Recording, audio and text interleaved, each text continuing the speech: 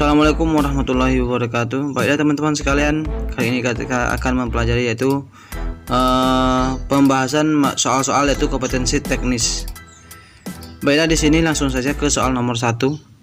Di dalam pembelajaran di kelas Anda terdapat 2 siswa yang berkebutuhan khusus. Pembelajaran apa yang tepat dilakukan dalam menghadapi kondisi ini? A. Menyuruh anak itu mengerjakan soal ke depan dan membimbingnya.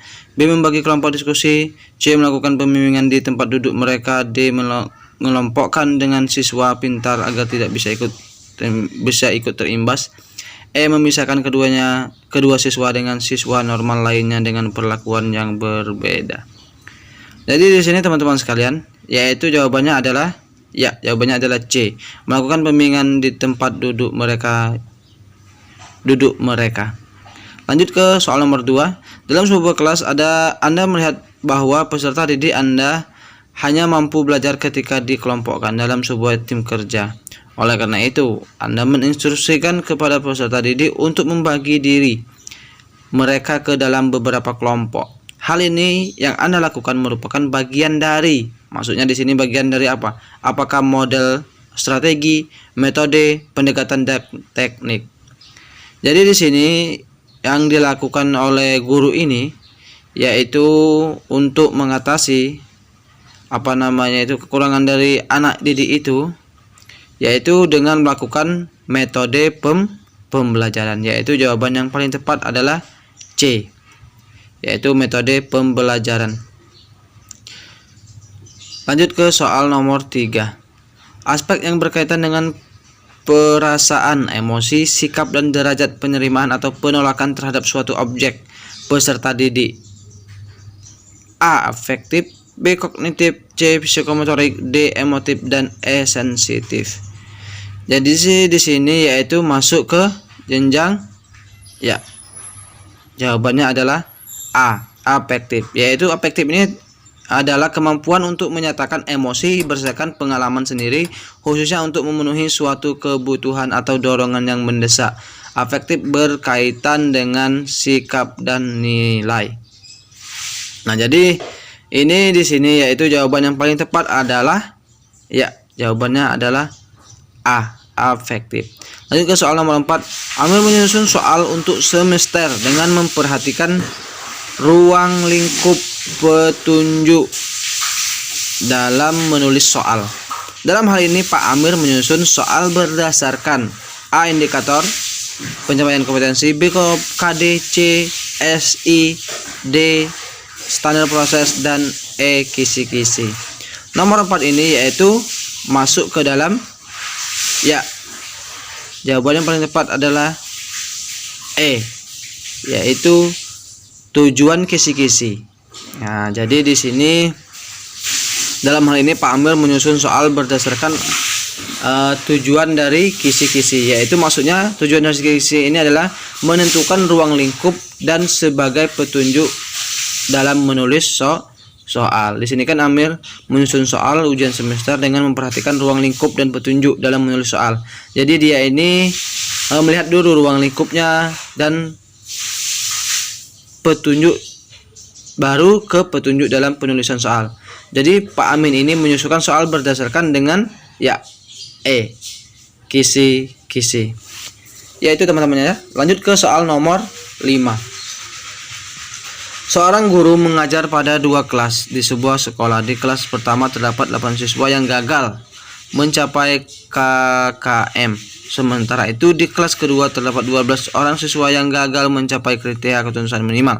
Langkah-langkah yang harus dilakukan pendidik untuk mengatasi masalah di atas adalah masalah di atas maksudnya yang harus dilakukan yaitu A. Melakukan pengayaan kepada 8 orang siswa. B. Melakukan remedial kepada 12 siswa. C. Melakukan remedial kepada siswa yang gagal di kedua kelas tersebut. D. Melakukan pengayaan kepada siswa yang gagal di kedua kelas tersebut.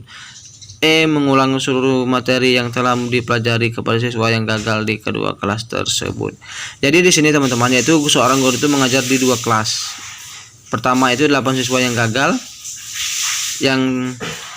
mencapai KKM, dan di kelas kedua itu terdapat 12 siswa. Sementara itu di kelas kedua ini 12 siswa yang gagal mencapai KKM. Langkah yang harus dilakukan guru, maksudnya kita harus memberi langkah.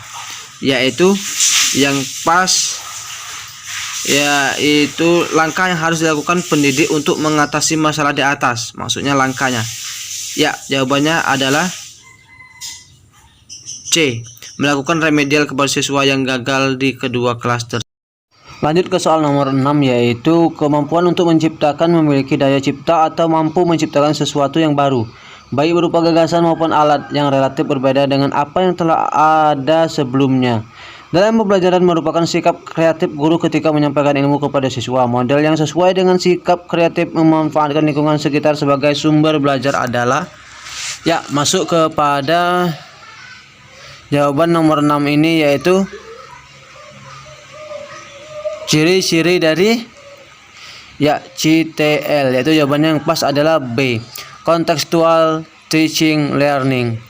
Ya, kalau A itu problem based learning, ya, bukan pada masalah. Yang C itu project based learning, yaitu akan melakukan sesuatu. Yang ke D itu open inquiry, cooperative learning. Jadi jawaban yang pas adalah B, contextual teaching learning, yaitu artinya konstruktivisme. Di sini ciri-ciri dari CTL itu konstruktivisme adalah proses pembangunan yang mengembangkan pengetahuan, yaitu inquiry, proses pembelajaran disesuaikan pada pencarian. Jadi pembelajaran menekankan pemanfaatan lingkungan sekitar sebagai media sehingga pembelajaran lebih bermakna. Jadi ini termasuk kepada ciri-ciri dari CTL, contextual teaching learning. Nomor 7. Guru banyak menggunakan ceramah dalam metode pembelajaran karena tidak tersedia media dan sumber belajar. Kondisi tersebut mengakibatkan prestasi belajar siswa rendah. Menghadapi situasi tersebut, bagaimana cara Anda menyelesaikannya? Jadi kita dikasih masalah, sudah itu kita harus menyelesaikan. A. Saya memanfaatkan alam sekitar sekolah sebagai media dan sumber belajar untuk mengaktifkan kegiatan belajar siswa. B. Siswa menugaskan siswa membuat media dan sumber belajar. C. Saya bekerja sama dengan orang tua atau wali murid untuk memberikan sumbangan.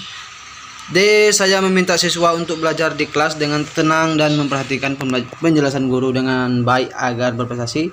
E. Saya mengemukakan persoalan tersebut kepada beberapa guru dan tetap mengajar seperti biasa. Jadi di sini ya teman-teman sekalian silakan di pause dulu untuk membaca ini agar lebih paham lagi. Yaitu di sini jawabannya yaitu adalah A, yaitu saya memanfaatkan alam sekitar sekolah sebagai media dan sumber belajar untuk mengaktifkan kegiatan belajar siswa. Jadi itu ya teman-teman sekalian. Lanjut ke soal nomor 8. Anda ditugaskan di sekolah kurang maju yang ditandai oleh kegiatan belajar mengajar tidak optimal, media dan sumber belajar yang minim, serta kemandirian belajar siswa yang rendah. Apa upaya Anda untuk menghadapi keadaan tersebut? A. Saya mengusulkan kepada Kepala Dinas Pendidikan agar mengutamakan program peningkatan kemajuan sekolah. B. Saya meminta kepala sekolah dan para guru untuk meningkatkan kualitas pembelajaran di sekolah. C. Saya mengajak partisipasi komitmen sekolah untuk pengadaan media dan sumber belajar yang diperlukan sekolah. D dan E. Silakan baca sendiri teman-teman sekalian untuk D dan E-nya. Agar lebih paham silakan di pause.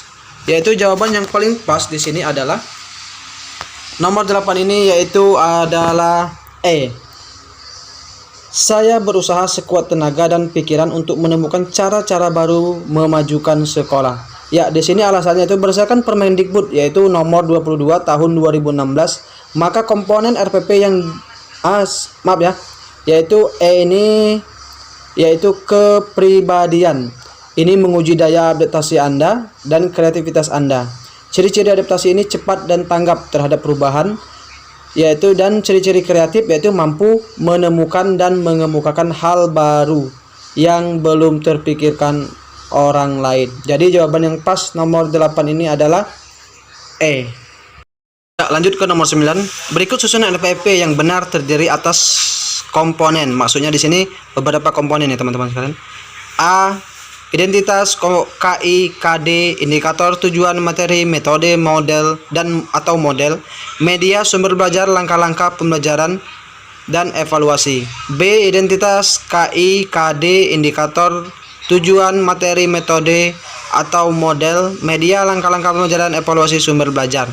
C. Identitas, KI, KD, indikator, indikator materi, tujuan, metode atau model media sumber belajar. D. Identitas kompetensi inti, kompetensi dasar, indikator. E. Indikator kompetensi inti. KD. Indikator tujuan, materi, media, metode atau model, langkah-langkah pembelajaran dan evaluasi. Silakan teman-teman baca ya, teman-teman sekalian. Yaitu jawabannya di sini yang paling pas adalah ya, jawabannya adalah A, yaitu identitas, kompetensi inti, KD, indikator, tujuan, materi, metode atau model, media sumber belajar, langkah-langkah pembelajaran dan evaluasi. Di sini teman-teman sekalian, yaitu berdasarkan Permendikbud nomor 22 tahun 2016, maka komponen RPP yang disusun sebagai berikut, yaitu itulah tadi yang jawabannya pas adalah yang A. Lanjut ke soal nomor 10. Dalam membuat silabus perlu memperhatikan berbagai hal. Salah satunya adalah dalam menyusun silabus diutamakan dapat mengakomodasi pondasi keragaman peserta didik, pendidik, serta dinamika perubahan yang terjadi di sekolah dan tuntutan masyarakat. Hal ini sesuai dengan prinsip. Ya, di sini kita harus mengetahui prinsip sesuai dengan prinsip apa saja, yaitu A. Relevan, B. Sistematis, C. Menyeluruh, D. Fleksibel, dan E. Aktual kontekstual. Ya, jawaban yang pas di sini adalah ingat, yaitu di sini dinamakan dinamika. Nah, dinamika itu harus dikatakan yaitu ya, jawabannya adalah kata kuncinya di sini ada dinamika ya, atau dituntut oleh masyarakat seperti itu, yaitu fleksibel, yaitu artinya mengakomodasikan keragaman dan dinamika perubahan. Lanjut ke soal nomor 11. Cakupan indikator, materi pokok, pengalaman belajar, sumber belajar, dan sistem penilaian yang dituangkan dalam silabus harus cukup untuk menunjang pencapaian kompetensi dasar atau KD. Hal ini sejalan dengan prinsip A. Ilmiah, B. Relevan, C. Sistematis, D. Memadai, E. Konsisten. Yaitu jawaban yang paling pas yang nomor 11 ini adalah yaitu jawabannya adalah D, yaitu memadai. Ya, maksudnya memadai di sini ya teman-teman sekalian. Memadai ini artinya cukup untuk menunjang pencapaian kompetensi dasar. Jadi di sini memadai ya, maaf ya teman-teman sekalian, memadai ya, pas ya. Jadi jawabannya adalah D, yaitu harus prinsip yang memadai. Lanjut ke soal nomor 12. Nomor 12, sekelompok peserta didik yang mempunyai minat tertentu diberi tugas untuk memecahkan permasalahan membaca di perpustakaan terkait dengan KD yang dipelajari pada jam pelajaran sekolah atau di luar jam pelajaran sekolah. Pemecahan masalah yang diberikan kepada peserta didik dapat diminta untuk menyelesaikan sebuah proyek atau penilaian ilmiah. Pernyataan di atas adalah pengertian pembelajaran pengayaan. Maksudnya di sini bentuknya seperti apa, pengayaan apa seperti itu. A. Belajar kelompok, belajar mandiri, belajar berbasis tema. B. Belajar kelompok, belajar berbasis tema. C. Belajar kelompok. D. Belajar mandiri, pemadatan kurikulum. E. Belajar mandiri. Yaitu jawaban yang paling pas nomor 12 ini, yaitu adalah ya C. Belajar kelompok. Teknik pengayaan itu terjadi menjadi ada belajar kelompok, yaitu sekelompok peserta didik yang memiliki minat tertentu diberikan pembelajaran bersama di dalam maupun di luar jam pelajaran. Belajar mandiri yaitu artinya secara mandiri peserta didik belajar mengenai sesuatu yang diminati. Pembelajaran berbasis tema yaitu memadukan kurikulum di bawah tema besar sehingga peserta didik dapat mempelajari. Dan untuk pemadatan kurikulum artinya itu adalah pemberian pembelajaran hanya untuk kompetensi atau materi yang belum diketahui peserta didik. Jadi jawaban yang paling pas di sini adalah ya C, belajar kelompok. Lanjut ke soal nomor 13.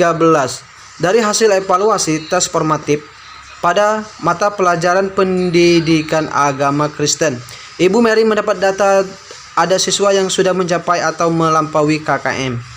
Dari informasi atau data yang diperoleh berdasarkan hasil belajar tersebut, kemudian dicari kelemahan dan kelebihannya. Ibu Mary kemudian menindaklanjuti dalam bentuk program remedial dan pengayaan kepada para siswa. Ilustrasi tersebut menunjukkan sebagai A. Prinsip evaluasi, B. Acuan evaluasi, C. Fungsi evaluasi, D. Serta evaluasi, syarat evaluasi, dan E. Pendekatan evaluasi. Jadi teman-teman sekalian, nomor 13 ini jawaban yang paling pas adalah C. Fungsi dari evaluasi, yaitu ada pengukuran keberhasilan, diagnosis, tindak lanjut, fungsi seleksi, dan fungsi penempatan proses. Jadi jawabannya adalah C, teman-teman sekalian. Lanjut ke soal nomor 14. Setelah dilakukan tes praktek menulis doa, selanjutnya Pak Thomas berencana melaksanakan tes tertulis sebagai program remedial. Tes tertulis tersebut diberlakukan bagi para peserta didik yang belum mencapai KKM. Berdasarkan ilustrasi tersebut menunjukkan Pak Thomas akan melakukan tes tertulis untuk mengukur objek evaluasi pada ranah afektif, B. Kognitif, C. Psikomotorik, D. Konasi, dan E. Behavior. Jadi di sini yang teman-teman sekalian, yang nomor 14 ini yaitu jawaban yang paling pas adalah jawabannya adalah B, yaitu kognitif, yaitu meliputi penilaian pengetahuan menggunakan bentuk tes tertulis, tes tulis, dan penugasan. Jadi teman-teman sekalian, jawaban paling pas adalah B, kognitif. Lanjut ke soal 15. Pak Andri adalah guru mata pelajaran X karena adalah keponakan dari Pak Andri. Dari tes formatif yang diberikan kepada Karen, nah maksudnya Karen adalah keponakan dari Pak Andri. Nah, dari tes formatif yang diberikan kepada Karen, didapat bahwa Karen tidak menjawab satu soal dengan benar. Dalam hal ini, Pak Andri harus bersikap objektif dalam menilai titik ilustrasi tersebut. Merupakan gambaran dari A. Acuan penilaian, B. Prinsip evaluasi, C. Pendekatan penilaian, D. Fungsi evaluasi, dan E. Tujuan dari evaluasi. Maksudnya di sini nomor 15 ini yaitu Pak Andri ini adalah guru mata pelajaran, misalkanlah pelajaran X. Nah di sini, dan Karen ini adalah keponakannya. Namun Karen ini tidak menjawab satu soal dengan benar. Dia tidak menjawab, tidak bisa menjawab seperti itu satu soal. Jadi di sini termasuk pada prinsip evaluasi. Ya, di sini karena ada bersikap objektif, harus objektif seperti itu, tidak subjektif. Dia harus berpikir secara objektif, yaitu prinsip penilaian ini terdiri dari valid, objektif, adil, terbuka, menyeluruh atau komprehensif, mendidik atau edukatif, terpadu, akuntabel, dan lain-lain. Jadi harus paham apa itu prinsip evaluasi ya teman-teman sekalian. Baiklah teman-teman sekalian, itu dulu 15 soal dulu. Kita akan lanjut, silakan komen di bawah apa yang harus kita jadwal untuk selanjutnya. Terima kasih. Wassalamualaikum warahmatullahi wabarakatuh.